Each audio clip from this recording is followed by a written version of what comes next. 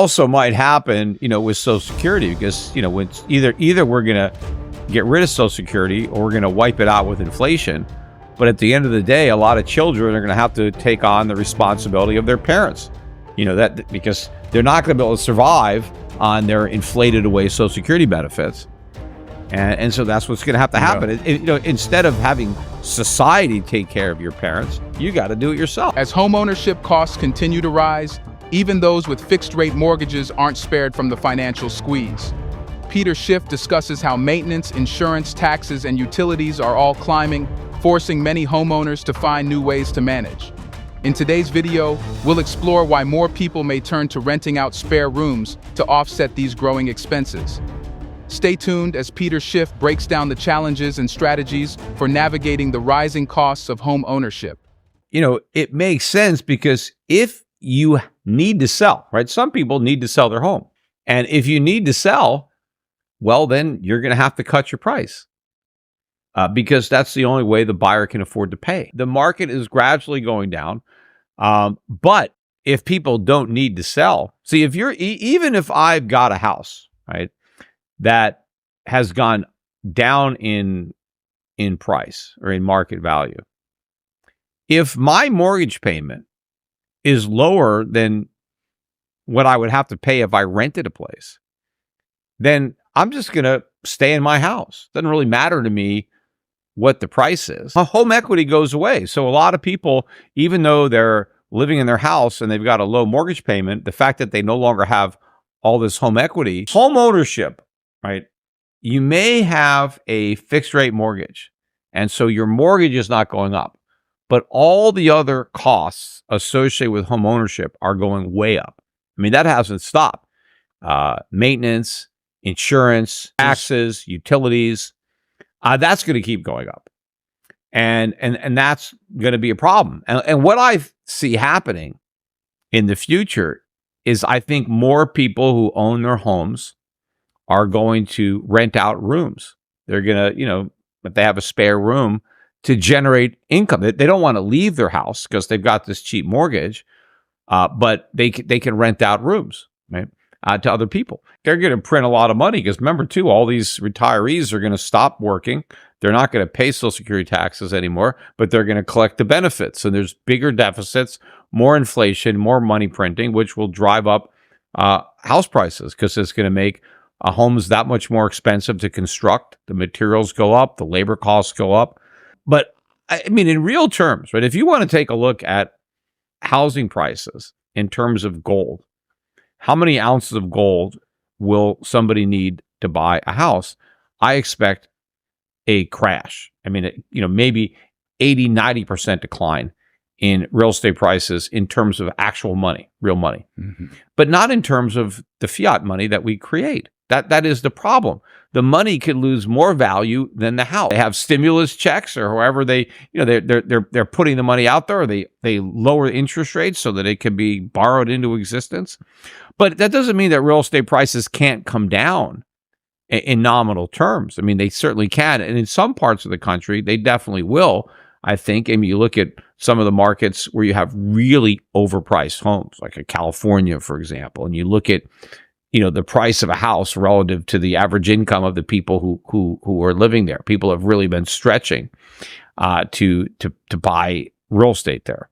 But again, all this problem is the result of the tremendous government involvement in the real estate market. The government should have no involvement in real estate. There should be no Fannie Mae, Freddie Mac, FHA, and they should not be involved in banking because banking is a big part of real estate because of mortgages.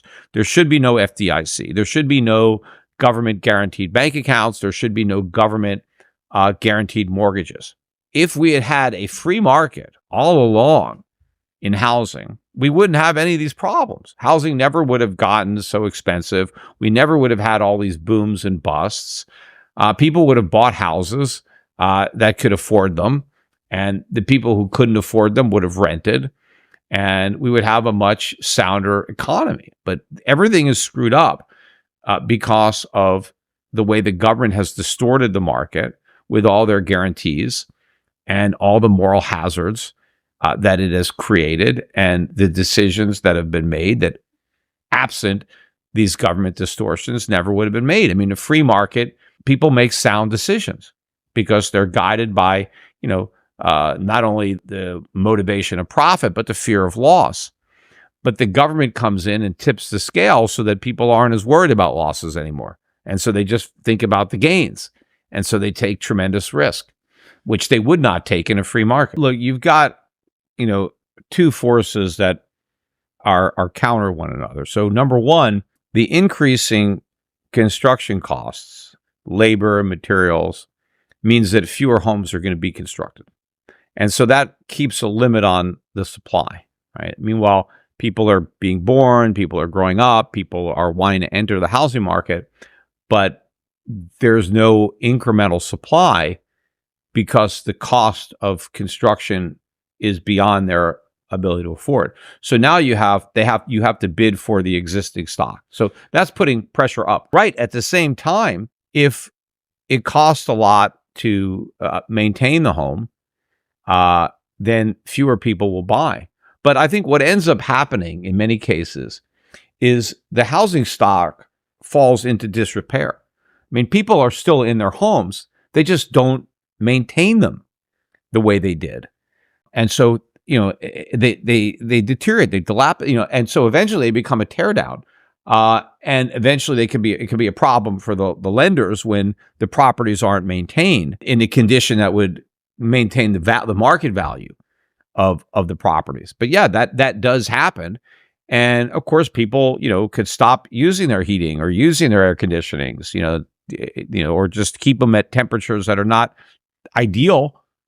So maybe in the winter they wear sweaters in the house, right? They turn the heat on, but maybe just in one room at a time. I mean, and again, like I said, people will take on boarders, roommates. That is going to happen, right? So multiple families will be sharing a single house. I mean, you've already seen that. You can see like a lot of in cities, homes that were built as single family homes are now fourplexes, right? So we've already had that, people condensing down. Also might happen, with Social Security because, when either we're going to get rid of Social Security or we're going to wipe it out with inflation. But at the end of the day, a lot of children are going to have to take on the responsibility of their parents, that because they're not going to be able to survive on their inflated away Social Security benefits. And so that's what's going to have to happen. Yeah. Instead of having society take care of your parents, you got to do it yourself. Yeah. Which is what, I support my mother. And I mean, and that is the way it should be. It shouldn't be like a society kind of thing that nobody has any responsibility for their parents, that somehow the state is going to take care of everybody when they get older. No, I mean, you should, be in a position to save. And if your parents didn't have enough saved for their retirement, you take care of them. They took care of you when you were a kid.